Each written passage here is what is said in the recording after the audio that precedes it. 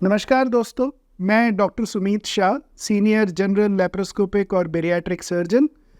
आज आपके साथ फिर जुड़ रहा हूँ ये बताने के लिए कि अपने ऑपरेशन में सबसे बड़ी हिस्सेदारी आपकी सक्सेस में कैसे हो सकती है।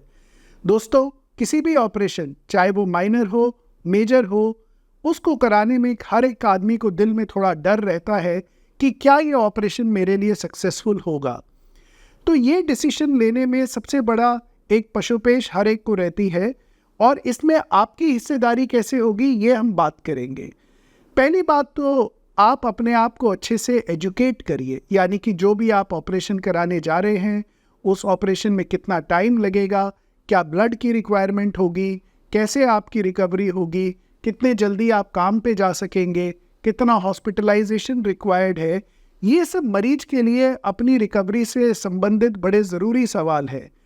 कई लोग मैंने देखा है कि ऑपरेशन की टेक्निक के अंदर बहुत ज़्यादा घुस जाते हैं, जिससे कि उनको वास्तव में कोई बेनिफिट नहीं मिलता, क्योंकि उसको पूरी तरीके से समझना आम आदमी के लिए संभव नहीं है।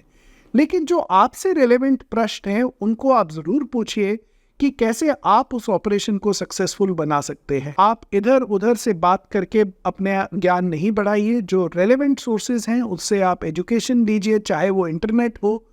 दूसरा, एजुकेशन के अलावा आप अपने डॉक्टर और हॉस्पिटल के बारे में अच्छे से जानकारी लीजिए। जो आपके डॉक्टर सर्जरी कर रहे हैं, क्या वो एक्सपीरियंस्ड है, किस हॉस्पिटल में कर रहे हैं, वहाँ सारी फैसिलिटीज़ अवेलेबल है कि नहीं है। अक्सर कुछ बड़े हॉस्पिटल्स में ऑपरेशन की कॉस्ट ज़्यादा होती है, लेकिन आप ये भी मान के चलिए कि आपका जो सेफ्टी का चक्र है वो भी उस हॉस्पिटल में बड़ा होता है, क्योंकि वहाँ पे आईसीयू, ब्लड बैंक और सारी ही स्पेशलिटी के डॉक्टर्स अवेलेबल होते हैं just in case of any necessity. तो ये बहुत ज़रूरी है कि कई बार हम लोग कॉस्ट को बड़ा करके सेफ्टी पे कॉम्प्रोमाइज़ करते हैं, जो कि एक अच्छी बात नहीं है। अब दूसरी बात पे ये आते हैं कि आप क्या तैयारी कर सकते हैं।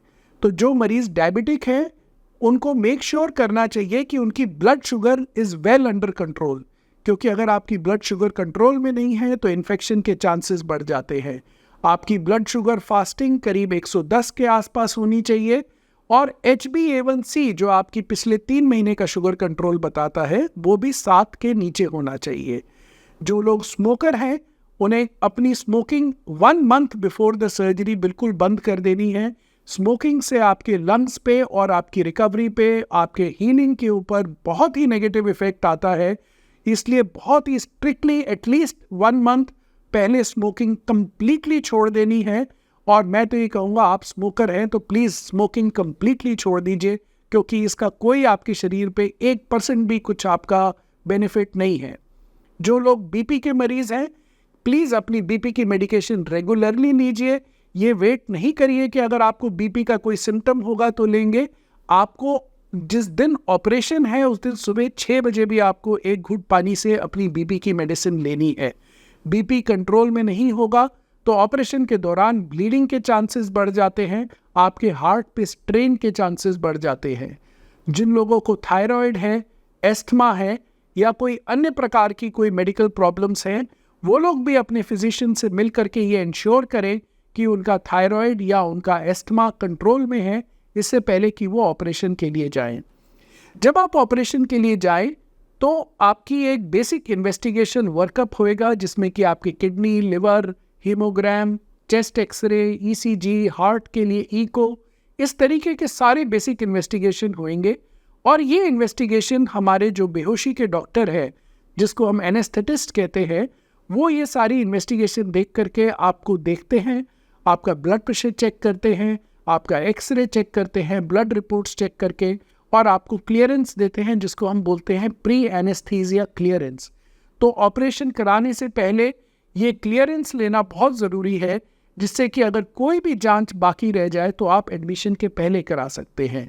एडमिशन वाले दिन आप सुबह बिल्कुल भूखे पेट एडमिट होइए। कोई भी ऑपरेशन के पहले मरीज़ कम से कम 6 से 8 घंटे कंप्लीट फास्टिंग होना चाहिए एनेस्थीसिया देने के लिए। तो आप प्रीवियस नाइट या अर्ली मॉर्निंग सर्जरी के लिए एडमिशन ले सकते हैं। और जितना हो सके अपने ऑपरेशन को इलेक्टिव ढंग से कराइए, यानी कि इमरजेंसी का वेट नहीं करिए, क्योंकि कई बार हमारी ये टेंडेंसी होती है कि अगर कुछ इमरजेंसी हुई, कुछ प्रॉब्लम हुई, तब हम ऑपरेशन कराएंगे। लेकिन दोस्तों, ऐसे टाइम पर ना तो आप वेल इन्वेस्टिगेटेड होते हैं, ना आपकी बीमारियां वेल कंट्रोल्ड होती हैं, और इमरजेंसी ऑपरेशन का रिस्क एंड कॉम्प्लिकेशन हमेशा एक इलेक्टिव ऑपरेशन से ज़्यादा होते हैं। तो be ready, be educated, be prepared, be investigated, and be successful in your surgery. Thank you.